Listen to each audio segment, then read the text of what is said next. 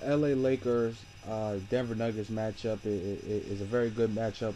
It's something that I like to see. Uh, Two teams that have unique styles, two different styles. One team likes to speed ball, shoot the three, and another team has two dominant two very good skilled 7 footers down low, and one of the best players ever to play the game, and Kobe Bryant. Starting off keys what for the Lakers, I would definitely say use your big men. Get Bynum and Gasol involved in the game early. Uh, just have them. The fact that the advantage that you have down there, nobody has two 7 footers that are so skilled the way they are. One in Bynum who could be so dominant, and the other in Paul Gasol who's a matchup nightmare on the offensive side of the court. Guy who could shoot, who's starting to get a little bit more range, getting out to the 3 point line, hitting that 3 point shot, picking his spots when to take that. Always been a guy who's been a phenomenal guy around the rim. When it comes to his finesse moves, they like to call him soft, but he's a finesse player. Got a mid-range shot, very good pass shot of the low post area, low block. So that's something to watch out for. Another key for them is going to be they have to get something from that bench. If from somebody, Steve Blake, Troy Murphy, Josh Roberts, Matt Barnes, somebody from that bench is going to have to step up and knock down some shots. Just give some production whatsoever. Whatsoever that starting five is not going to be a five that's really gonna that you can just force all the points on. They have to bring all the production points wise offensively. So bench production is definitely going to be huge for this team, which is one of the worst, which has the reputation of being one of the worst benches in the league compared to other than to I believe in the playoffs to the Heat.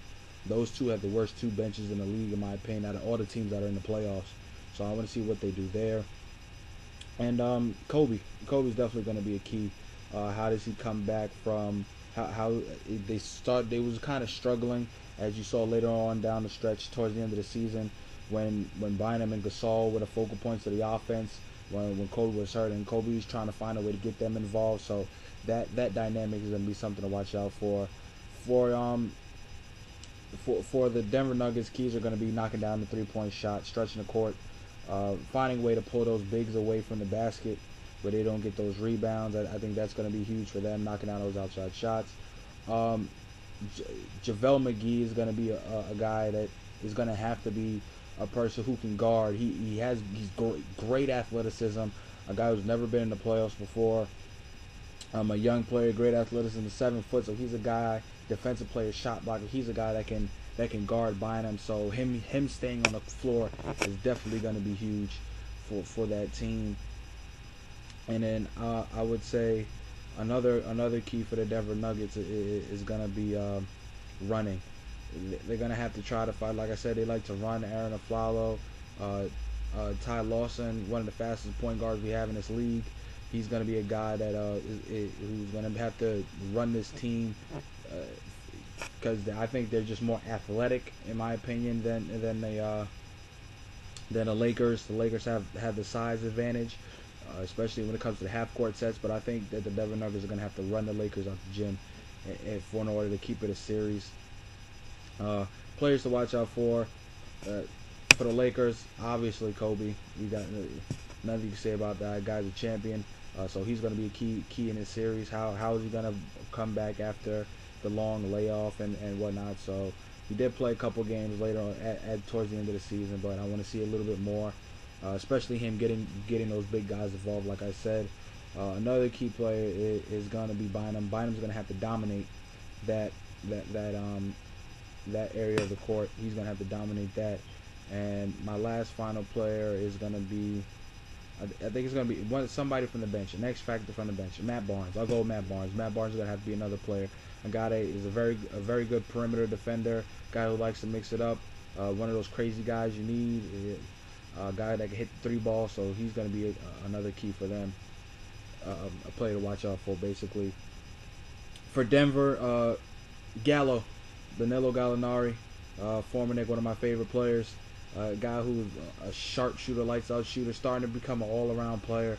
He's going to have to be key. I think he's going to have to step up. If he wants to be known as a star in this league, which I think he has the potential to be, this is where you make your name in the playoffs.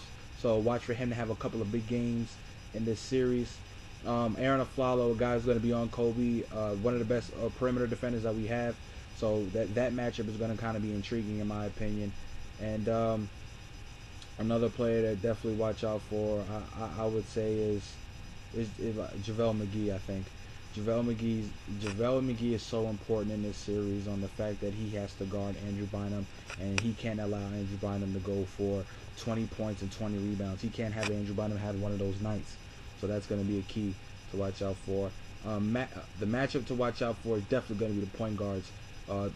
Roman Sessions and Ty Lawson. That's going to be an amazing matchup, I believe. Two fast guys, two quick guys who are very good at the point guard position. So I think those two. That's going to be a matchup I'm really intrigued to see. One of the most underrated matchups in the playoffs, and are those two guys going at each other. With all that being said and done, I think it's going to be a close series, but I got the Lakers in 6. I think the Lakers take them in 6. I think just too much Bynum, Gasol, and Kobe. I think this Laker team has a shot to win the championship. Slim chance, I think. With all the other teams, you got the San Antonios. Not having Ron Artest is not going to really hurt them.